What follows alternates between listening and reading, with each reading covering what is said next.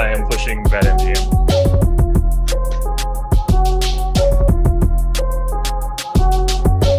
Sounds good.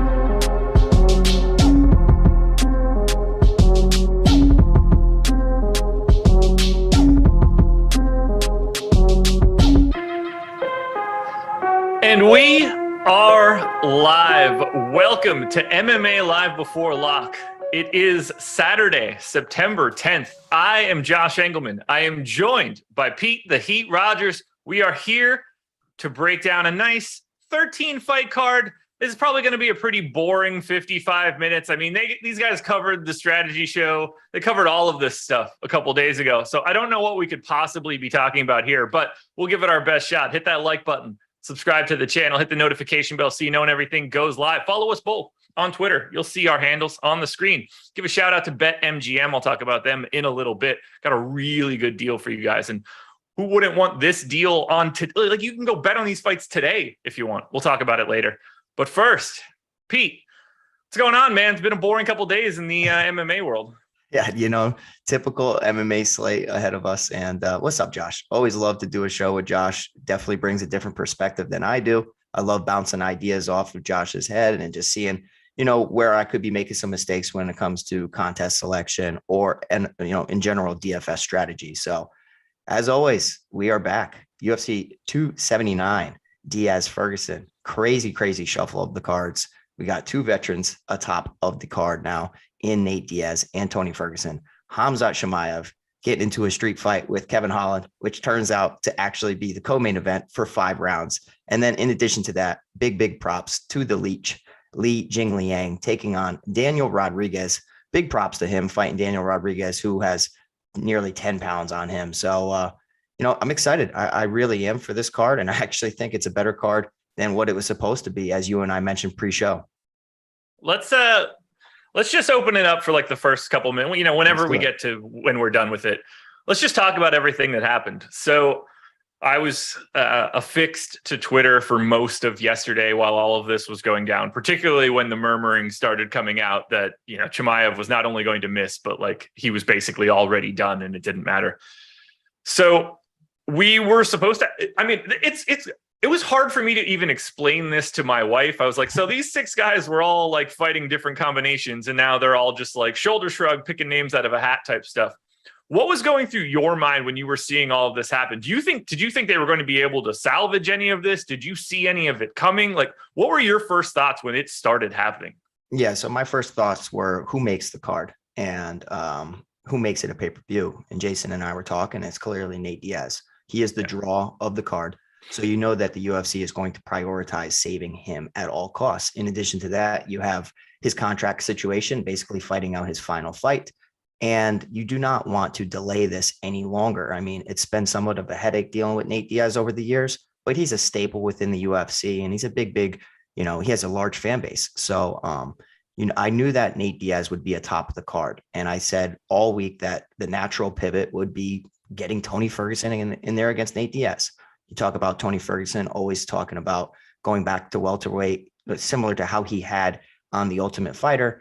And it just seemed like a correct fight for both of them where they're at in their careers. You weren't having a veteran being fed to a wolf, a young prospect in Khamzat Chimaev. And then the beef between Khamzat Chimaev and Kevin Holland kind of naturally transpired into maybe we can actually just shuffle these matchups up. And the UFC, for the most part, tries their best to have similar weight class bouts on the same card so that if a bad situation like this arises, they can salvage it. And they have in the past had fighters just come in, weigh in, to keep them on standby. I remember Michael Chandler doing so in the past. So it's always Vicente Luque did it fairly recently, I believe. Yeah, and then but I think he missed weight, didn't he? Yeah, and then the flyweight, I forget his name. I'm big on him as well. I forget him, but for the flyweight championship, he was in Rise and chat. Remind me if I'm drawing a blank right now. But the UFC constantly tries to navigate through the worst possible situation so that they're prepared. And my dad being a promoter, I kind of knew what was going to happen. It's just a matter of if the fighters agreed to it, because it, as we talked about pre-show, it's a mental hurdle to go from one fight to a different one, especially if a stylistic matchup is completely different. Yeah, like for Nate and Tony, obviously the two of them had no problem fighting each other, and like Khazmat really doesn't get much of a say in this since he's sort of the cause. Kevin Holland doing God's work today. Yeah. He's just running straight into a fire with absolutely no protection. It was just so wild. For a brief moment, I was just like, okay, well, if this really is a medical issue, then Chimaev is not going to be on this card. And I started thinking, like, would I prefer Ferguson, Nate, or would they just get really, like, is there any way we can make this Nate and Kevin Holland? Because those two shit talking each other in the cage would just be hilarious. Oh, that would be good. Like, they're both going to just be like, all right, we're just going to, this is going to be a kickboxing fight for the next 25 minutes. And we're just going to talk smack for all of it. Like, I would just pray they would put extra microphones around the cage. But it seemed pretty clear that the only way to salvage this as a pay-per-view product was to move Tony to the top, because you're just going to sell a lot less pay-per-views if you don't have anybody else to put up into that spot. I loved the idea of like, I knew it wasn't feasible at all. I don't even know why they called him, but the idea of Poirier showing up to fight Nate on like 24 hours notice would have been exceptionally riveting. But there's basically no way that could have ever happened without changing protocol, or am I totally wrong there? So, I mean, the UFC knew about this earlier than anybody knew about it. So they didn't find out magically at the weigh-ins like everybody thinks. But, like when you arrive to fight week for the promotion you're fighting for, every promotion that I've fought for, they make you step on the scale. You do a pre-weigh just to see what you are weighing the week of the fight, to see, could you possibly have a bad cut? Are you 20, 30 pounds over? Because the last thing that a promotion wants to do is lose a fight. If there's a way that you can negotiate with your opponent and say, hey, your guy's coming in super, super heavy, we're going to give you 20% boost, take a catch weight or whatnot. So they had a fear that Khazmat was going to be super heavy. So, they had some ideas in place. I'm sure that Dustin Poirier got a phone call late Thursday night, early Friday morning. But yeah, I mean, it could have even started, the wheels could have started moving a little bit sooner than that, and it wouldn't really surprise me. When do you think we're going to get word on what actually was the problem? Because just looking at Chimaev, you wouldn't look at it and think like, oh, this guy was just lazy about his training. Like, he looked great. He didn't look drawn out or anything like that. I want to know where he started from a weigh-in perspective, why they cut him, like, what is the reason they cut him off? Yeah. I assume there's some sort of like guideline where, there's 3 hours left until the weigh-in. You are X amount of pounds off. They'll just simply stop you if that ratio is too far off, is something in my mind that I feel like is happening. I don't think that we're going to just find out that he has like a disease or something like that, because I think he would just be off of the card. Yeah, no, I'm sure that he was nursing injuries throughout camp, as we all are every single time. If you step into the octagon or the cage, 100% healthy, then perhaps you didn't prepare properly. So it's a battle just making it to the fight. It seems like he could be nursing a shoulder injury, but usually lower body injuries could limit your cardio. Like if you have a knee injury, you weren't able to get, your road work in, couldn't run, couldn't help shed the weight. I also think that it could be a promotional protection thing as well, where, you have a fear of a poor performance for your prospect. And, you already know how Nate Diaz is going to respond to somebody missing weight. He's a professional. So he's going to fight you as long as you are professional and make weight. So I already knew that a Diaz and Chimaev fight just wasn't going to happen, and they had to figure it out. So I'm happy. And I actually think that the UFC handled this really well. And I'm really interested to see these matchups going forward. And Chimaev really just turning, heel into, a guy that I really liked and admired, now just went full heel, and a lot of people hate him. So it's kind of crazy how quick things can change in MMA, as far as fan base, as far as popularity, as far as just, everything. So it's been a crazy couple of days. The booze for Chimaev was something I wasn't really anticipating, but I think that he's going to turn into one of the biggest villains we've had. Yeah, that shouldn't be much of an issue. He should lean into it aggressively. Be like, he should go like total 1980s WWF style, just like play up the fact that he's not from America and just go wild with it, because it'll be a hell of a draw. Yeah, kudos to the UFC for being able to save this. In Brock Lesnar terms, they turned chicken shit into chicken salad, so it's always good to see.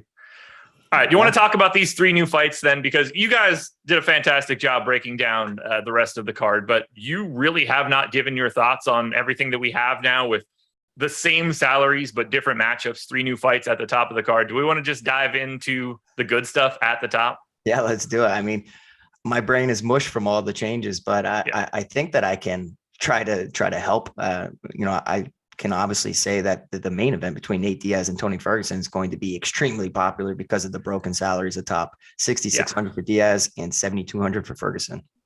Yeah, I'm really excited to talk about this. I want to hit you guys quickly. 2 quick things. 1, schedule for the rest of the day. This channel is not done when we're done at 6 o'clock. So we're taking you up till 6.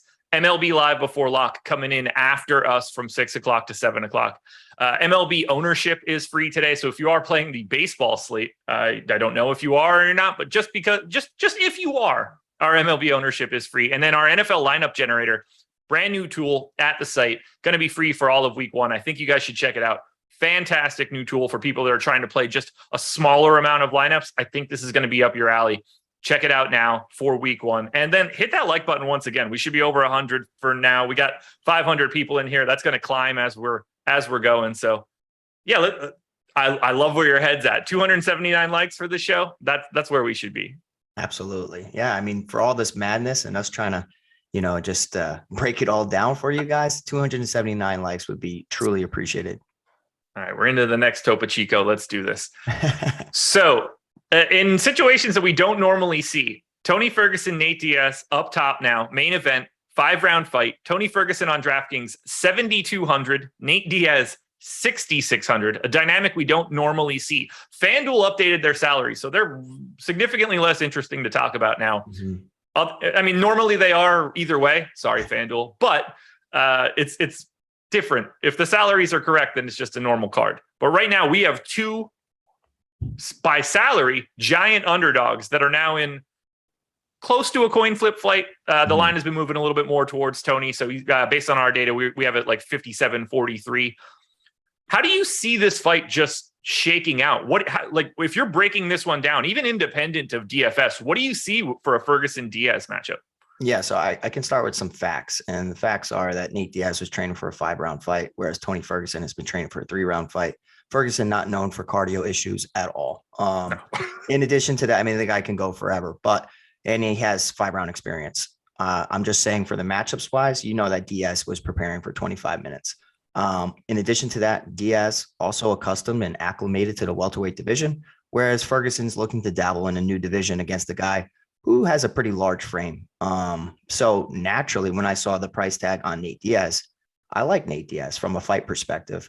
I think that, being a southpaw, being long, having good volume, good boxing, good cardio, it just seems like, I have some good faith in Diaz to have a strong performance, especially going up against Leon Edwards and having success in the later rounds of that. And look what Leon Edwards has done to Kamaru Usman after getting dominated for 24 minutes or whatever it was. So naturally, I like Nate Diaz more than Tony Ferguson.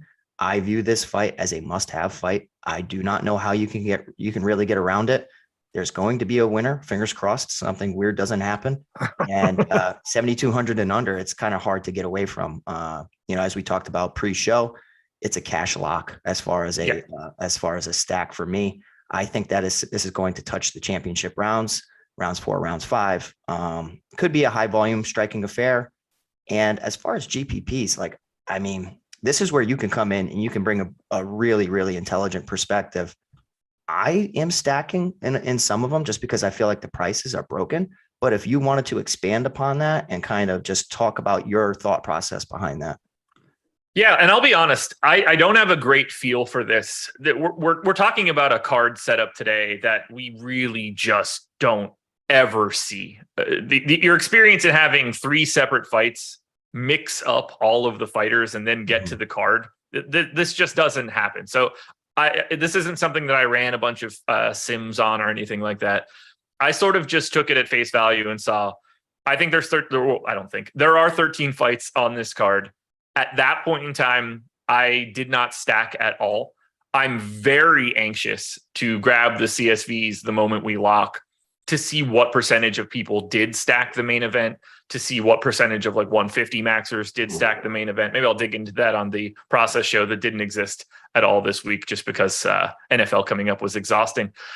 I don't hate the idea of stacking it. When you say in your head, I want to stack the main event because their salaries are low, you're picturing a war. You're picturing exactly what you picture out of a Tony Ferguson and Nate Diaz fight, where both of these guys are just slinging for 25 minutes. Each one of them's got like 150 significant strikes by the end. You get a couple like grappling exchanges and reversals and everything. And it's like the most fun. I mean, this is like a video game fight, if we're being honest. Like that's what everybody is wanting to see. I don't know if stacking is a positive move here. I feel just on the surface that it's going to end up overstacked just because it's so natural to talk about 7,200, 6,600. The winner of the fight just feels like they're close to guaranteed to be in an optimal lineup. Why the loser, if it does go 5 rounds, is going to rack up an exceptional score. So much of it just comes up to the fact that, like, if you get 2 or 3 other underdogs winning in spectacular fashion, then the stack is not going to be as interesting as as you work your way through the day. I didn't do it. I don't hate the idea of it, and I don't know if I'm right or wrong, because this is the most unique situation we've ever seen in MMA DFS. Yeah, for sure. And we appreciate your insight with that. So I definitely recommend, if you're creating a group, getting to at least one of these fighters. I just don't see how one of them aren't optimal. You know, the battle between Yuri Prochazka and Glover Teixeira sticks out as a recent stack that worked really well, where that was just an absolute ridiculous fight, where it looked like at moments, you know, either one of these guys were going to walk away with the victory. I am expecting a war. And obviously I know Tony Ferguson looked really good in round 1 against Michael Chandler. Looked like he was giving Chandler some real big issues there. But he's also coming off a pretty devastating knockout, if not one of the most devastating of all time. And I don't really love backing fighters coming off of horrific knockouts like that. Like, let's put it like this, Josh. Tony Ferguson is fighting sooner than Michael Chandler, who knocked him out. So that's not good news to me. And I think that's kind of strange. And Nate Diaz just having a very competitive, or decently competitive fight against Leon Edwards. So naturally, I'm going to be picking Nate Diaz in the matchup, but overall, I'm just going to make sure I have one of these guys in my lineup. Yeah, it's crazy that he's back in there quickly. It's really weird to try to take stock of Tony Ferguson right now, because the first thing you do is like, oh, he's on 4 straight losses. Like, this is awful. And it's like, well, you know, the first one of those was Justin Gaethje. And that obviously was like one of the hardest fights to ever watch, because it was so bad. I mean, you were hearing every single shot. Everything sounded so heavy. Gaethje hit him with literally everything, to the point where, like, I thought Gaethje was just gonna be like, I don't know what to do now. Like, I've hit him with all of it already. I was honestly worried, because like that's when the MMA was in the spotlight, right? Yeah. And all sports were shut down and everybody was focused on that. And then you had no audience, so you heard everything. I thought MMA was going to get canceled because of that performance. Oh, it was like the human cockfighting at its finest, right there. That was really bad. I'm like, man, this is like a bad look, like bad timing to have this fight going on right now. It was. And I mean, I was captivated. That made me love no crowds. Oh, I actually from hearing it.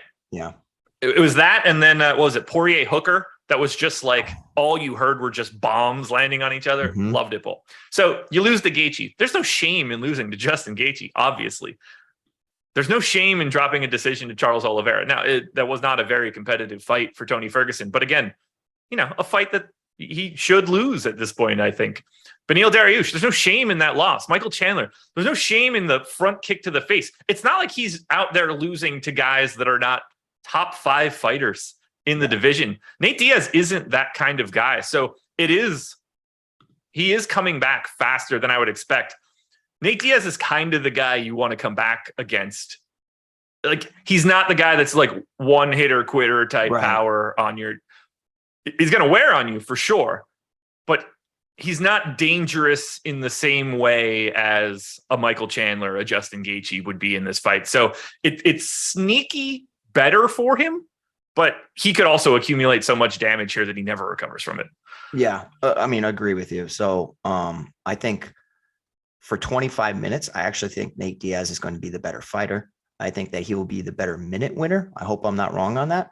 I am worried, in fact, of all the scar tissue surrounding Nate Diaz's face. Like we talked. I think that's the biggest question mark. Oh yeah, it's the biggest question mark of going up against the guy in Tony Ferguson, who utilizes elbows pretty much better than most fighters out there. So takes one good elbow, one good sequence, and next thing you know, you're getting a doctor stoppage in between rounds. So I mean, it's really hard to try to project that to happen. Yeah. But it is in the realm of possibility. And that's where Tony Ferguson TKO KO win at 7,200 could break the slate. I went to the live final with Adam back in Dallas 2 months ago. We got to go into the cage after it was done. I can't imagine, like, there was still a pretty sizable amount of blood from that cut from Juliana Pena in the cage. I can't imagine what it's going to look like after Nate Diaz, Tony Ferguson tops this one off. Oh, it's bad. And it's bad. They might not even let us in there for like disease potential.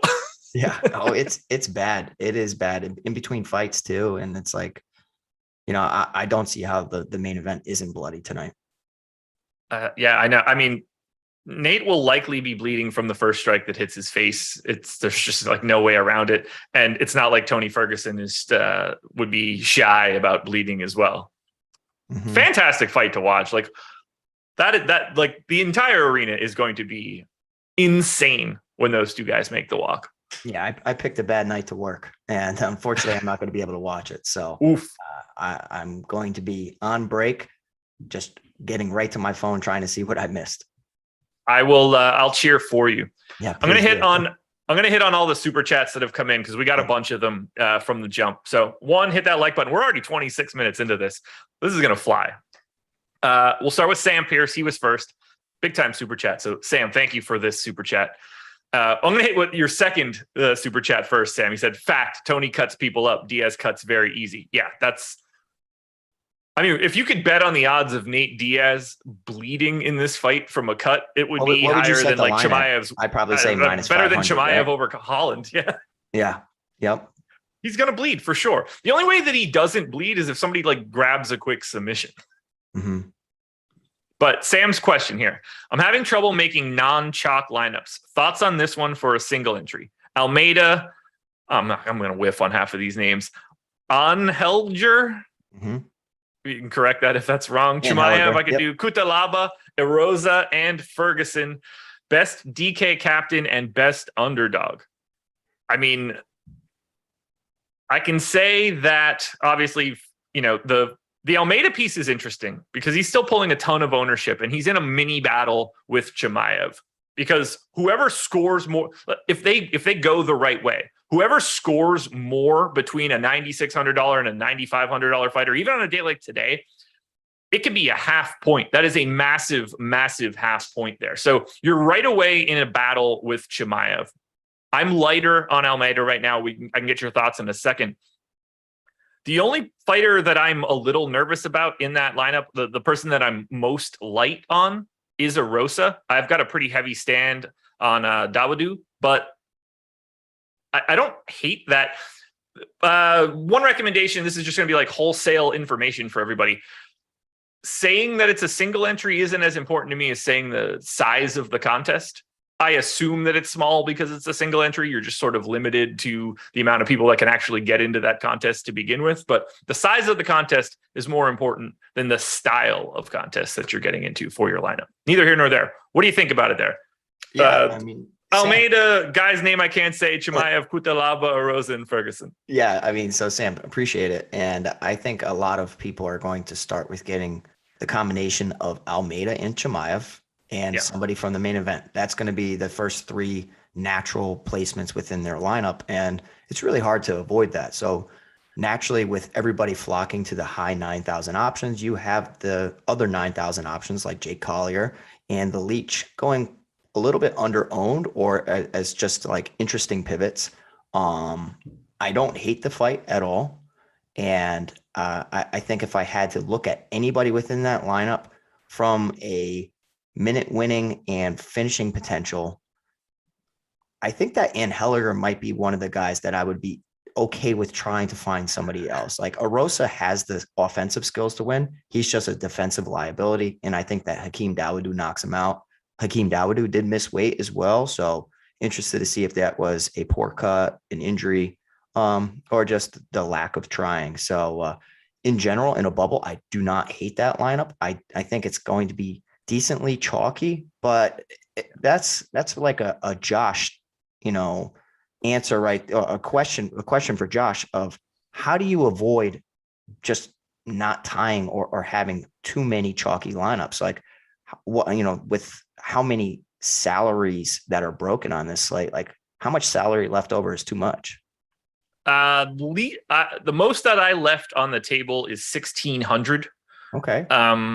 I'm actually a little bit surprised that I didn't leave more, but not stacking obviously creates a situation where there's a lot less to leave on the table. I'm already just only having one of those two fighters, but in the grand scheme of things, like I don't really think there's a limit. It's just all about evaluating what is in that lineup in relationship to the ownership.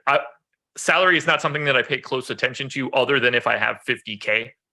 I tend to avoid the full 50 in a large field GPP. It's just, to me, it's the easiest way to just not, or to give, I can just trim that quickly. There are still a ton of unique lineups that you could put together at the 50K ceiling.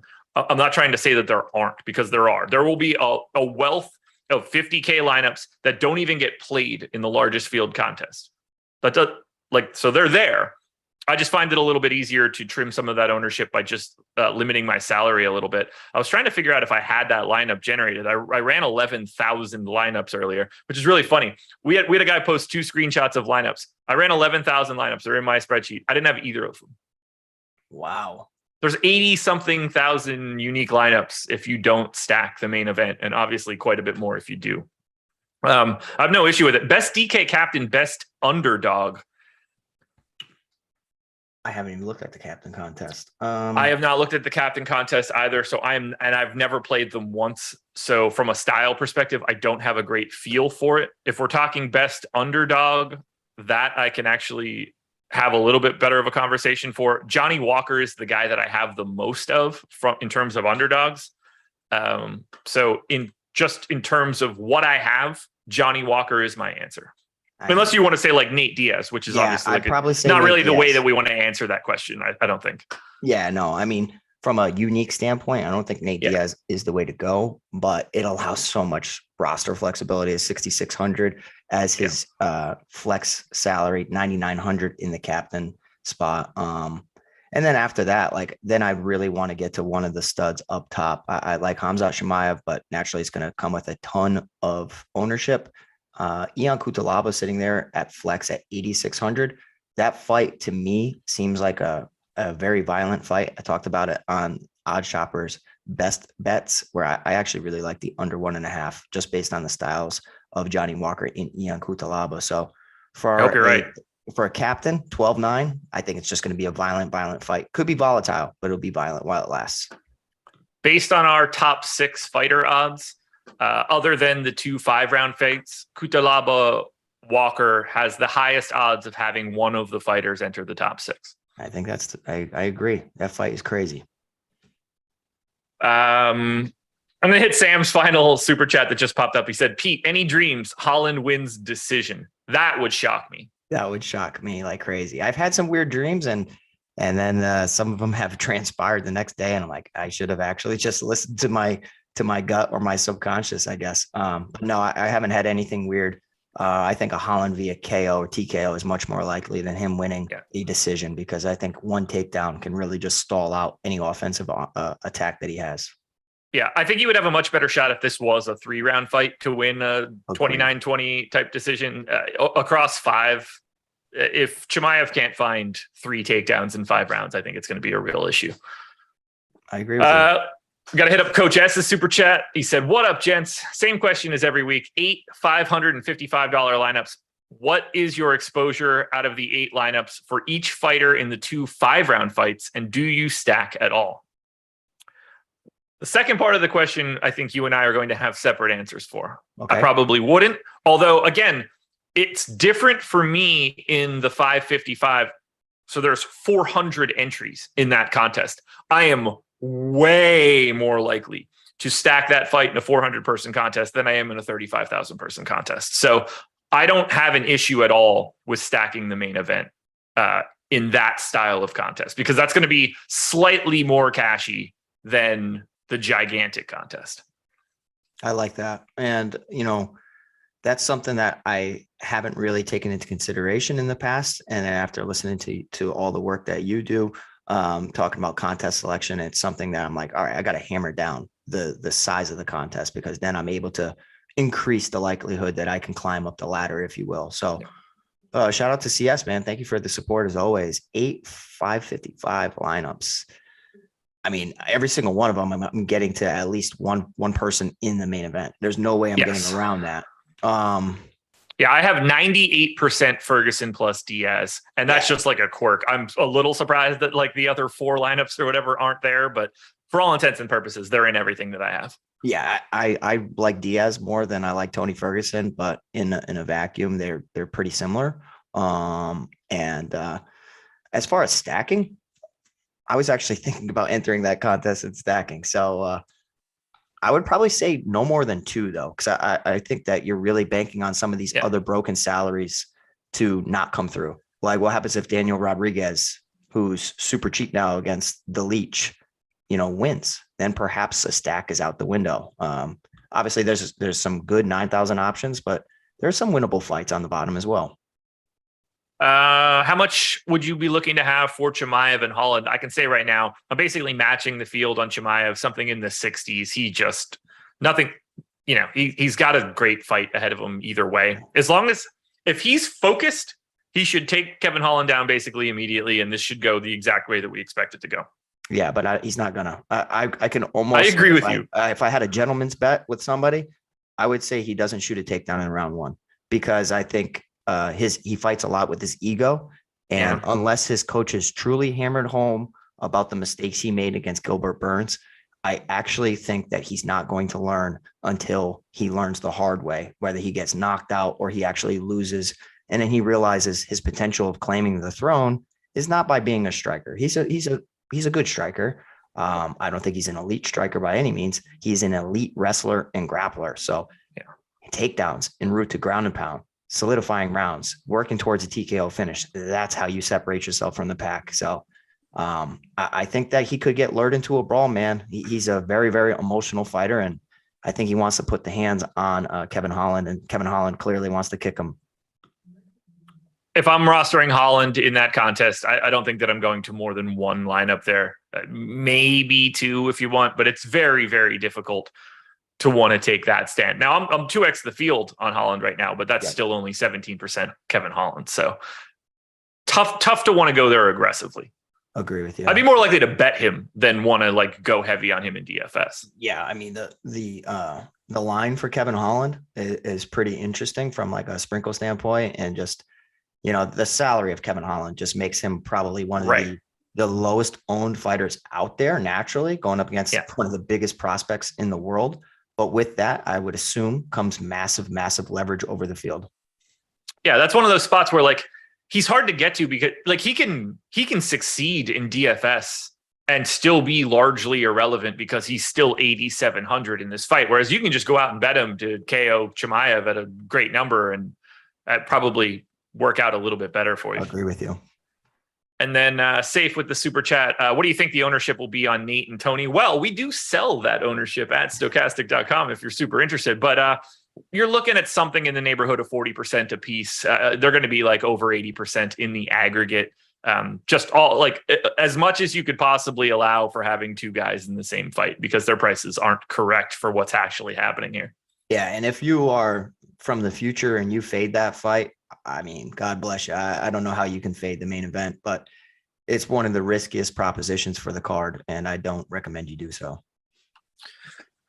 All right, guys, I got to hit you with a little bit of a deal here. You see the banner on the screen right now. BetMGM is the sponsor of this show. Shouts to BetMGM, by the way. For a limited time, this is not going to last very long. If you're in a legal state, by the way, not an illegal state. It's a very tough thing to say and have it make sense.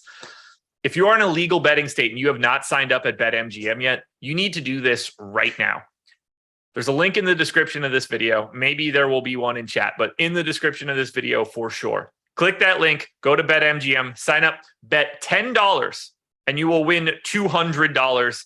I believe so long as like someone scores a touchdown in the NFL or something, not some sort of nonsense this Sunday. And I mean anybody. So unless we have the most ridiculous NFL season ever and no one scores a touchdown, I don't even know if that's still the gimmick, but it really is. Bet 10, win 200. That's free money, folks.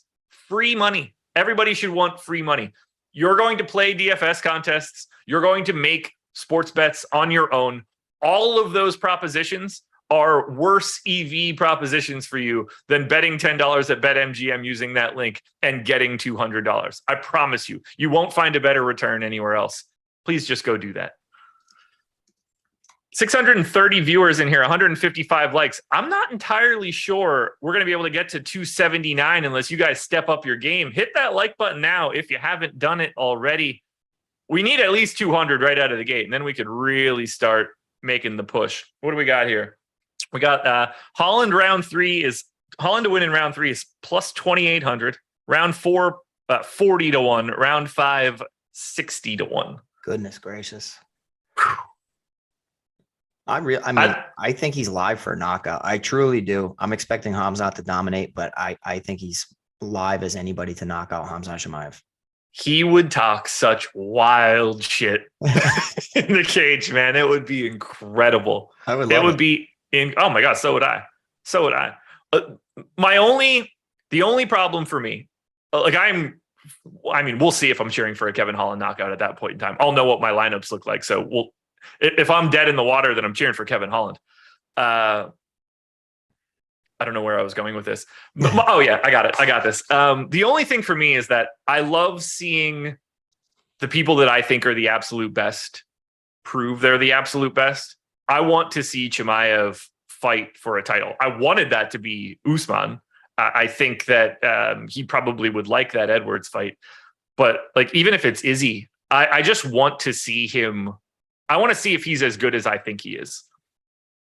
Yeah, I mean, I love having a prospect prove their talent underneath the lights. And you know that the skills are there. I hear everything about him in camp. Training is different than fighting under the lights to a point. We're always trying to strive towards bringing our practice self under the lights into the octagon. That is the hardest part about sports in general. Performing when it all matters.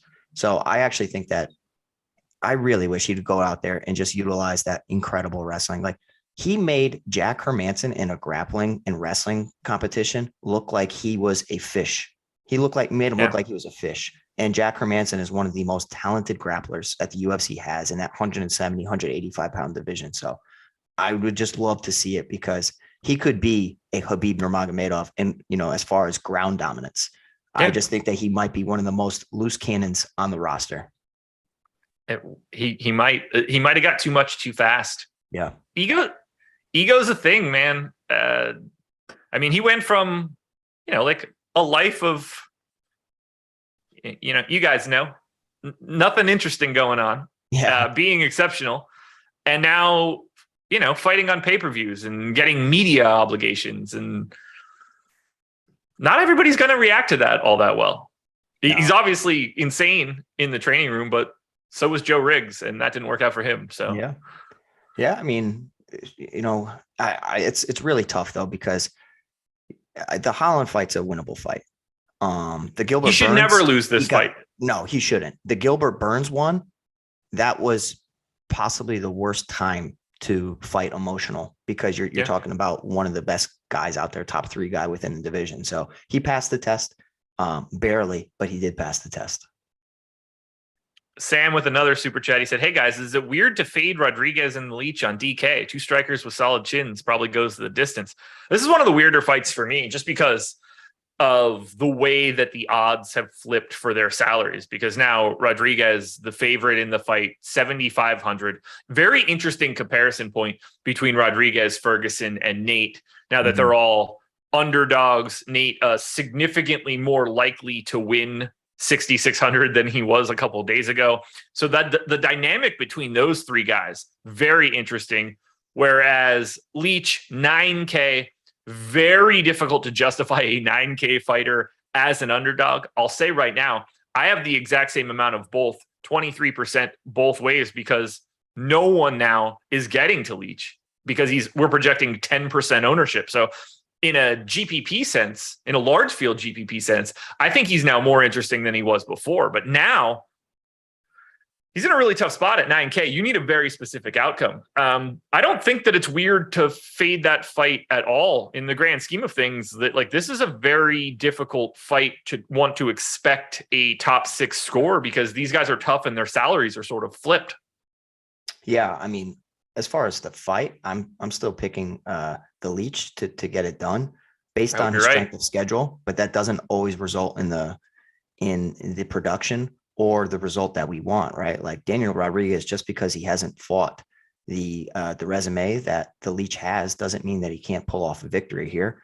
I think that Daniel Rodriguez has shown that he can get, rocked multiple times. He got hurt against Dwight Grant, who I don't really hold in high regard and was moments from being finished. But in that same fight, he showed great resilience. He was able to kind of just deal with that adversity, come back, land several knockdowns, and find himself a finish. So the volume's there, the power's there, and this seems like it's going to be a striking affair. Could be a methodical one, and one where they take their time en route to a 15-minute decision.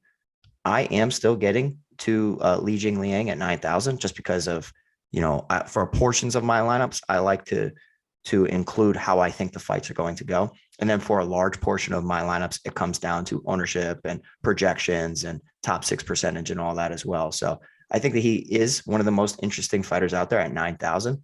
But if you told me you made a group using stokastic.fantasycruncher.com where you wanted to get the Nate Diaz, Tony Ferguson, or Daniel Rodriguez, at least one of those fighters in your lineups, I think that's a great start for building lineups today.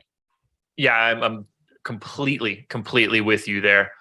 Like we have 47% ownership going to both of those guys combined. That's exactly what I have. But instead of it being a wide disparity, I flattened them out.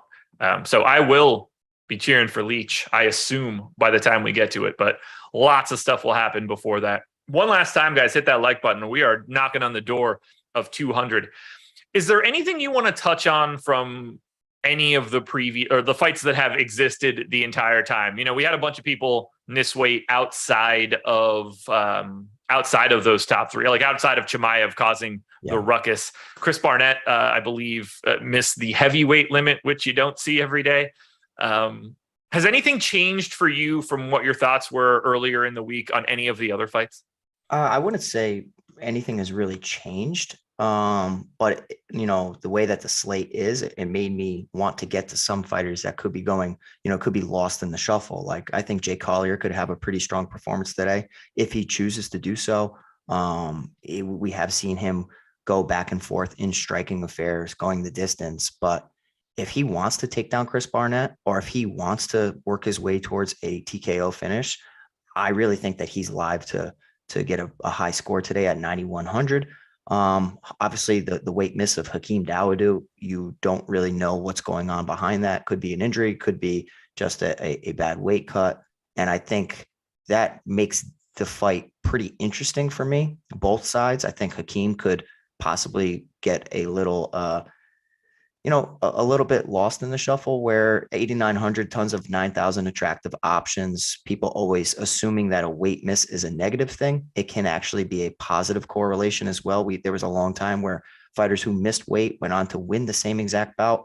So I don't hate getting to that fight, because we have seen Hakeem get hurt in the past against Danny Henry en route to a submission defeat. And as far as offensive skills, Julian Erosa has all the offensive skills and the submission ability. It's just his durability and hitability, if you will. He's just there for the taking. And I think that Hakeem Dawodu could actually find a knockout today and, turn the slate upside down. One final one that I did want to kind of touch on is a super, super cheap fighter that could push a pace, could get finished relatively quickly. And it's a training partner of Khamzat Chimaev, and that is Anton Turkalai.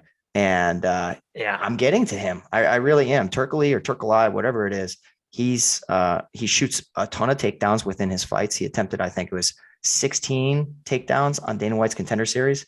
Didn't have a lot of success with it, but making your opponents defend takedowns is taxing. And Jailton Almeida is a prospect with an asterisk because I am a little worried about him from a cardio standpoint and if he's unable to find the finish. So how does he look in rounds, late round 2, round 3, if he's actually pushed to the brink of defeat? So, I was getting to some of Anton just from a complete dart throw standpoint. And yeah, he landed 11 of 16 takedowns with 11 minutes of control time on Dana White's Contender Series. Didn't look all that good, but I think it's a little neat ownership play today. Yeah, I have 17% right now, so I will be interested in that first fight. And I am half the field on Almeida. So that first fight is very important to me. At the very least, I just want it to be a stink bomb, just so that Almeida is just dead in the water and those 44% of lineups are immediately shit. But if we can flip this on its head and Turkle J, because that's exactly how it's spelled, it picks up a W, I'd be very happy about it. I'll go with Anton because I feel incredibly disrespectful by saying it like that. One random question. This has nothing. 9 minutes to go until we get to 6 o'clock. Do you have anybody on this card that you actually care about? Like personally, not just like what you want to happen? No, I mean, not really. Okay. No fellow training partners. Nobody that I've really cross-trained with or that I know personally. So no, it's just no bias on this card. Okay. I probably should have asked that question right out of the gate before. I was just like, well, I really hope that Jake Collier gets knocked out. And you're like, well, he was the best man at my wedding or something like that. You never know. I know that Jason is close with Julian Erosa. I don't know about close, but he's been, working with Julian Erosa for quite some time as far as MMA media. Okay.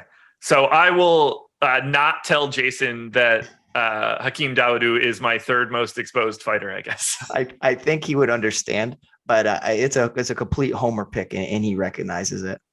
That's fair. I can handle that. We did get a little bit of a question in chat. What are your thoughts on Macy's weight miss? I don't have any shares of Macy today, so that's not because she missed weight, but I'm not getting there. Does it matter to you?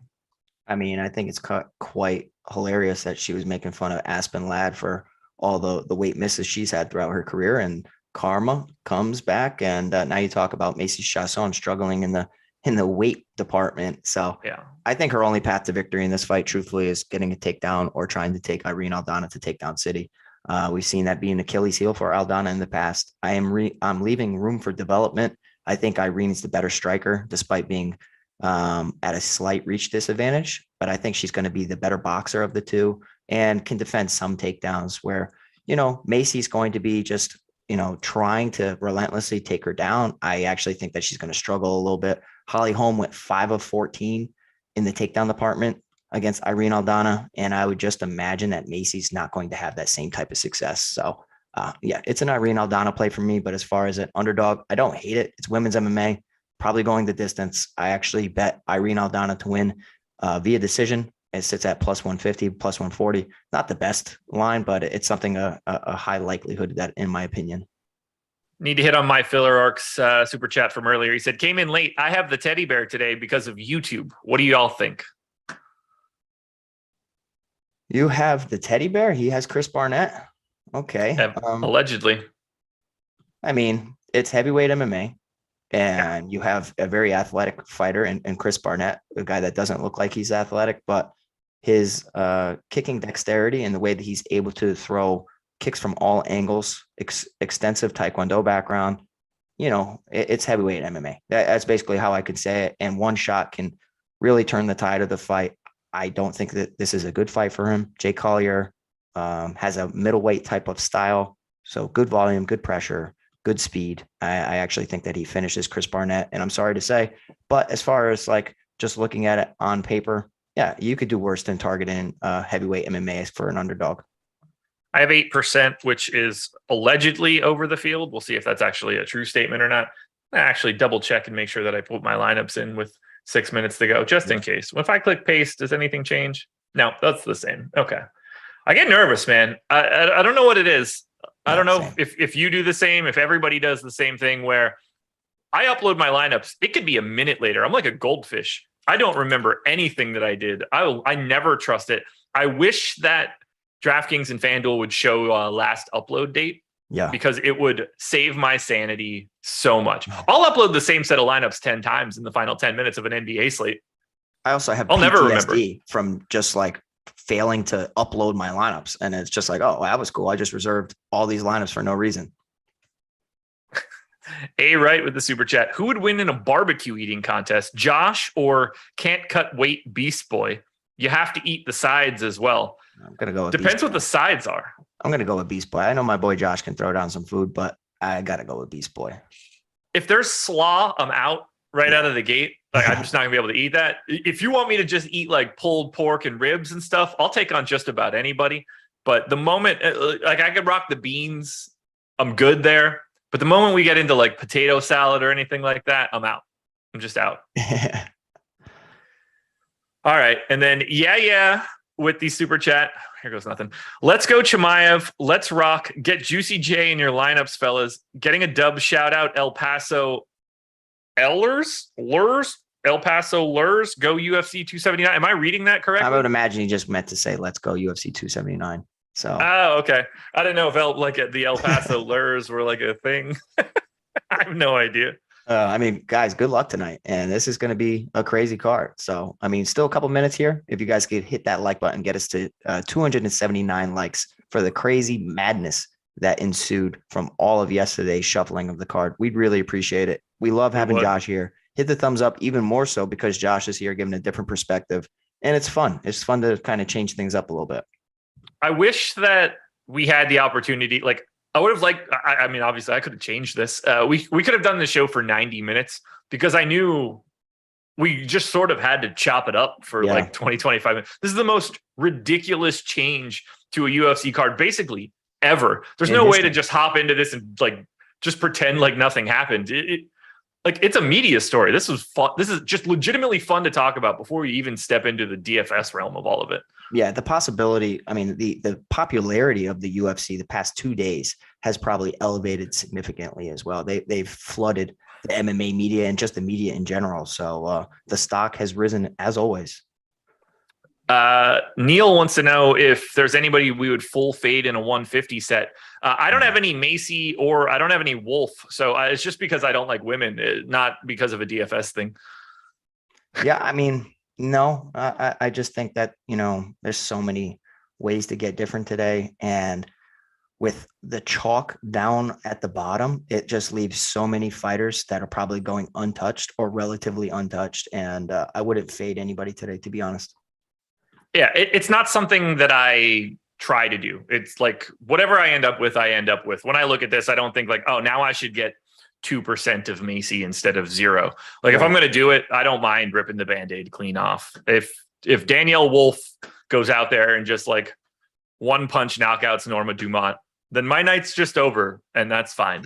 Like I can handle that. It's going to happen regularly, but I assume if I'm not getting to that person, it's not happening for a reason. Yeah. I mean, for me and Red Dog kind of, said it, Chris Barnett might be one of my lowest fighters that I would get to. Just because I'm pretty high on Jay Collier going forward. That's all. Yeah, like I have 8% Barnett. I only have 21% Collier. I am very light on the first 7 fights. So I'm just cheering for an absolute bore up until like 9:30. And then I need Dawodu to just come out there and do some work. Yeah, man. I mean, sometimes it's good to do that. Like take a preliminary card approach, take a main card approach, because I mean, every now and then you'll have like the main card dominate in the optimal lineup or the vice versa, the preliminary card. So it's tough to really do that for lineups. And I kind of just always dabble in both, but it's a different way to kind of, go about the construction. All right. Final question for you. This is going to be totally random, has nothing to do with today's slate other than the fact that it's about Nate Diaz. Are you ready? Yes. So this is the final fight on Nate Diaz's card, or on his contract, which could have been really interesting from a contract law perspective if like they couldn't come to terms, but neither here nor there. Who is Nate Diaz fighting next? Whether that's an MMA bout, a boxing bout, whatever. What is he doing after this fight? I really don't know, but I'd probably say the winner of Jake Paul and Anderson Silva. I still think that's pretty big as far as weight wise and popularity wise. I don't think the Conor McGregor Nate Diaz fight will happen in boxing because I actually think that favors Nate Diaz a little bit when it comes to the volume standpoint, kind of has an amateur type of style. So I would probably say the winner of Jake Paul and Anderson Silva, but I wish he wasn't going anywhere, to be honest. Do we have any idea how many fights are on McGregor's contract? I do not know, but I would imagine that he has all the leverage in the world and basically can force the hand of anybody. Well, the question would be, does he get out and have Nate Diaz promotions versus McGregor promotions, and they don't have to cut a UFC check at all and get the trilogy without him? Yeah, I mean, that would be the best. They like money. Yeah, that would be the best financial thing because, Nate Diaz is loaded as well. But I mean, getting McGregor to split, earnings with you would be absolutely exceptional. And Nate certainly got a decent chunk of change on top of whatever he was getting otherwise, because there's no way he's taking Tony for free. Correct. I would love to be a fly on the wall for when all these negotiations were going down. But I would have loved to be in the war room. Absolutely. Yeah, I don't want Hunter Campbell's job for that one. That's for sure. Guys, that'll do it. We are locked. It is time to go watch some fights for like the next 7 hours of our life. It's basically a job. So thank you guys for joining us. Up to 220 likes. Keep hitting it. If you tune in after lock, still hit that like button. It'd be great. Pete, anything else you want to add before we get out of here? No, again, thank you, Josh. And it was just a fun card to talk about, and can't wait to watch it unfold. And good luck, everybody. And make sure to shout us out on Twitter at Josh Engleman, at Pete the Heat MMA. Almost forgot my own name. And best of luck tonight. There we go, everybody. We're out of here. Make sure you're checking out that BetMGM deal, because if you guys want a free $200, that's about as good as it's going to get. Follow the link in the description. We're out of here. Go watch the fights. Peace.